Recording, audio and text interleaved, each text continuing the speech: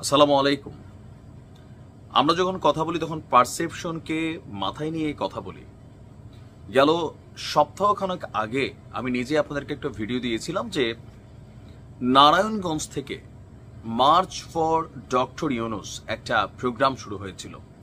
তখনও বিষয়টাকে অনেকে হাহারি দিয়ে হাস্যকরভাবে নিয়েছিলেন, কিন্তু মাত্র এক সপ্তাহের ব্যবধানে আপনি দেখছেন পরিবেশ কিভাবে পাল্টে যাচ্ছে। নির্বাচনকে নিয়ে এই এনসিপির যারা অনুসারী আছেন, আমি এনসিপির অনুসারীদের বলতে চাই, কারণ ছাত্র জনতা এটা একটা সামষ্টিক শব্দ। কোন দলের ছাত্র, কোন অনুসারী ছাত্র? আমাদের ছাত্ররা বিভক্তিতে আছে, কেউ আওয়ামী লীগ, কেউ বিএনপি, কেউ জাতীয় পার্টি, কেউ জামাত ইসলাম, কেউ ছাত্র অধিকার পরিষদ, কেউ এনসিপি, আবার গতকালকে আম জনতা, অনেকেই নামছেন। সো এনসিপির অনুসারীভুক্ত ছাত্র জনতা যারা আছেন তারা মনে করছেন এই নির্বাচন দিয়ে যে সরকারটা আসবে তারা তো ব্যালটের মধ্যে একটা কালি সিল দিয়ে আসবে, এইটার এত ম্যান্ডেট ওই রকম হইতে পারে না। কোনটার ম্যান্ডেট বেশি?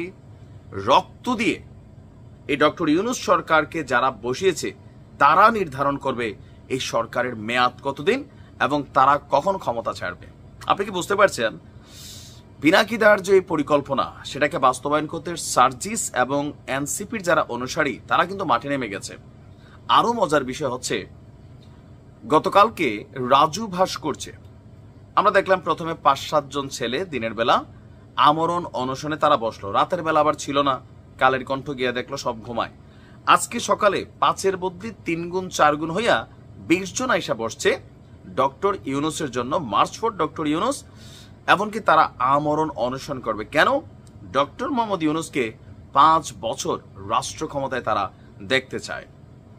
এমনকি নারায়ণগঞ্জ আজকে গতকালকে, মানে আমি যখন নিউজটা করছি আজকে, একটা আমরা মিছিল দেখলাম, মোটামুটি মানুষ হয়েছে। এই যে ২ থেকে ৪, ৪ থেকে ৪০, ৪০ থেকে ৪০০, তারা তাদের টিম বড় করছে। আর প্রত্যেকের একই কথা, আগে বিচার হইতে হবে, সংবিধান বদলাইতে হবে, নির্বাচন যদি বিএনপি চাই তাহলে গণপরিষদ নির্বাচন হবে, কিন্তু সরকার পরিবর্তনের জন্য যে নির্বাচন, গণতন্ত্রের যে পথ, সেটা এনসিপিও এই মুহূর্তে চাচ্ছে না। শেখ হাসিনার স্টাইলে তাদের একটা বক্তব্য, কিন্তু এখন অনেকে মনে করছেন যে তারাও শেখ হাসিনার স্টাইলেই কথাবার্তা বলছেন। এই কথা কে বললেন? আপনার যমুনা টেলিভিশনে একটা টক শো ছিল, সেখানে ব্যারিস্টার রুমিন ফারহানা তিনি বললেন এনসিপি যেই ভাষায় কথা বলে তাদের গলায় ফ্যাসিস্টের আওয়াজ শোনা যায়। কারণ কি? এটা হবেই না। এখন বিএনপির প্রশ্ন, এই যে ছাত্র জনতার আন্দোলন বা অভ্যুত্থান বা যেটাই, সেখানে কি শুধুমাত্র এই এনসিপির অনুসারী বা যারা সমন্বয় গেছেন তারাই জীবন দিচ্ছেন, বা তাদের পরিবারের কেউ জীবন দিচ্ছেন? অথবা যখন আওয়ামী লীগ সরকারের আমলে রাজপথে কেউ নামতে পারতো না, যখন সার্জিসরা, হাসনাতরা মন্ডা মিঠাই সাদ্দামের ছায়া তলে ছিল, তখন বিএনপি রাজপথে ছিল। শেখ হাসিনা সরকারের বিপরীতে তারা সংস্কারের ঘোষণা দিয়েছিল, বিভিন্ন প্রোগ্রাম ফেস্টিভ্যাল করেছিল।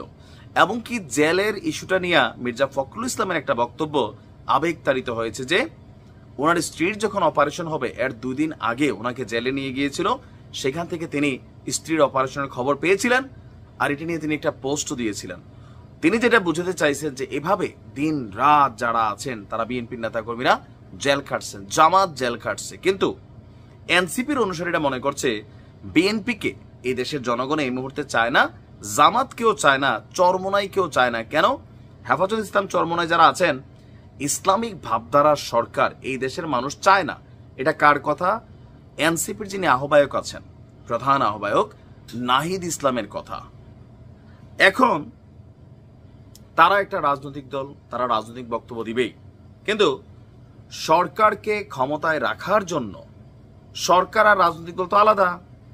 এখন এনসিপি কি ডক্টর ইউনুসের টিম, তাদের বক্তব্য তো এইটাই মনে হচ্ছে যে এনসিপির অনুসারীরা বিভিন্ন ফর্মে টিম বি, সি, ডি হিসাবে মাঠে নামছে ডক্টর মোহাম্মদ ইউনুসকে 5 বছর রাষ্ট্র ক্ষমতায় রাখার জন্য। এমনকি আপনি লাইভের মধ্যে দেখবেন সহমত পোষণ করা মানুষের সংখ্যাও কিন্তু নিতান্ত কম না। তবে এনসিপির একটা বিষয় আবার এই সমালোচিত হয়ে গেল যে বর্ষবরণ উপলক্ষে মহানগর কমিটির যে প্রোগ্রাম ছিল, ফেসবুকে পোস্ট দেওয়ার সাথে সাথে হাজার হাজার লাইক কমেন্ট আসতেছে, কিন্তু অন দ্য ডে 50 জন মানুষও ছিল না সেখানে, সাংবাদিক ইউটিউবাররা ছাড়া। এগুলো থেকে তাদের আবার একটা নেগেটিভ অবস্থান তৈরি হয়েছে।